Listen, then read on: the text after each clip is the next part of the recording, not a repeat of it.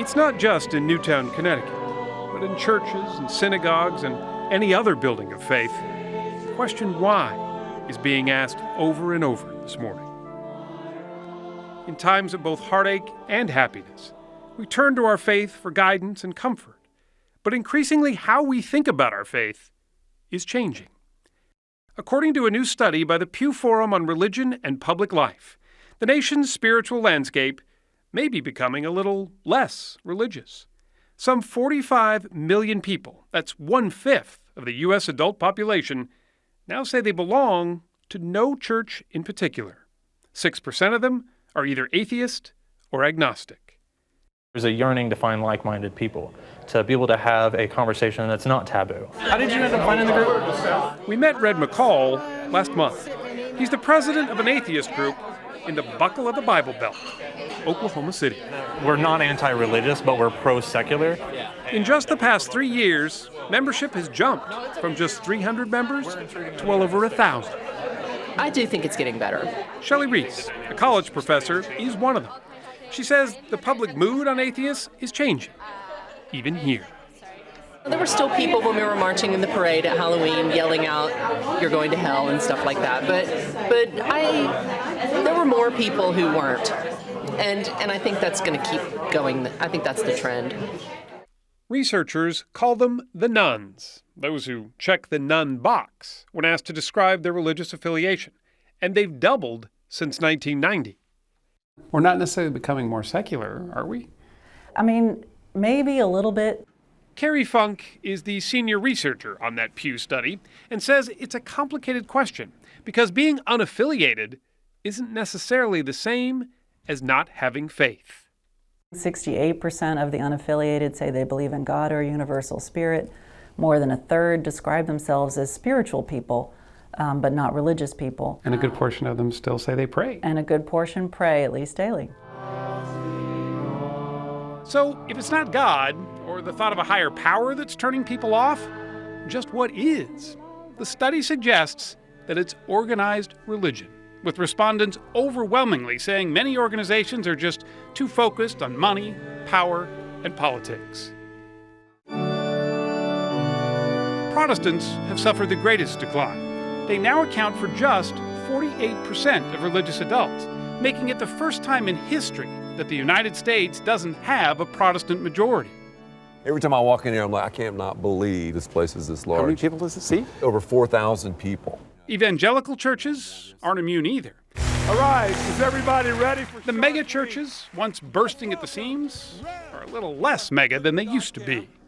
We're seeing church attendance being much more inconsistent than I've ever seen it in my entire life. Well, today, Lisa, we embark on a Ed Young is the senior pastor of the Fellowship Church based in Dallas. The Bible talks a lot about the enjoyment of sex. He's hardly conventional, even preaching a sermon with his wife while sitting on a double bed. It's God.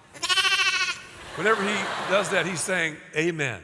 It's his attempt not at a gimmick, he says, but to reach those who these days find organized religion at its best irrelevant and its worst intolerant.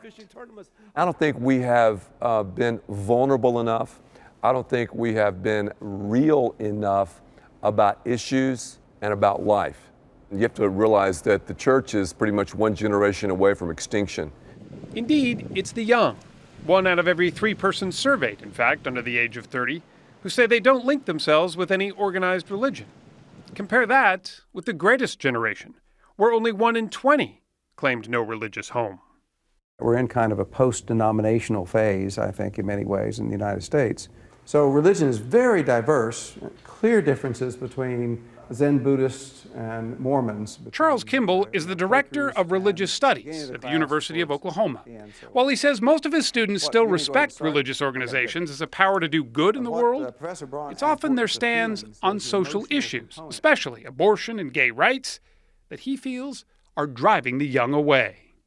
The vast majority of students, even people coming out of pretty traditional religious backgrounds, don't see these as a big deal. They don't get what's the issue here, don't understand it. In my experience, a lot of my friends have become nuns because... We gathered a few of his students together. All said they believe in God, but agreed that organized religion has largely failed to adapt to a changing culture.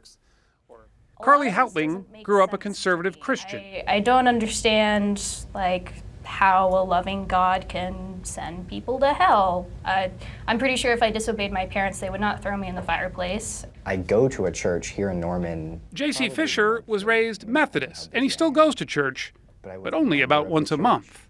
Because there's so much bureaucracy and rules and things that a church has to do that don't necessarily fit with the beliefs or the tenets that they preach. So I've sort of taken Martha Fulton grew up Baptist, went to Catholic schools, and for the moment attends a Methodist church. And so, while I wouldn't say that I am really strongly affiliated with a church I go to now, I do feel that I get something out of it. And it's sort of like when a person says that they're single and looking rather than just single and not ever hoping to find anything else. There are plenty of alternatives for those looking to worship in a more individual way. One of the most popular holiday services in New York City this time of year is a revival of the ancient solstice rituals at the Cathedral of St. John the Divine. Paul Winner leads that celebration. The journey through the longest night is really intended to be symbolic of the catharsis of coming through the dark night of the soul. And for those in Newtown, Connecticut, no night has ever been darker. Dark times, like so many of our friends in Connecticut are having now. It's very hard to understand how we're going to reconcile that, how we'll come out the other side of it. But somewhere down deep, we hope that we have the optimism that we will overcome. What is hope and optimism to some is faith and answered prayers to others.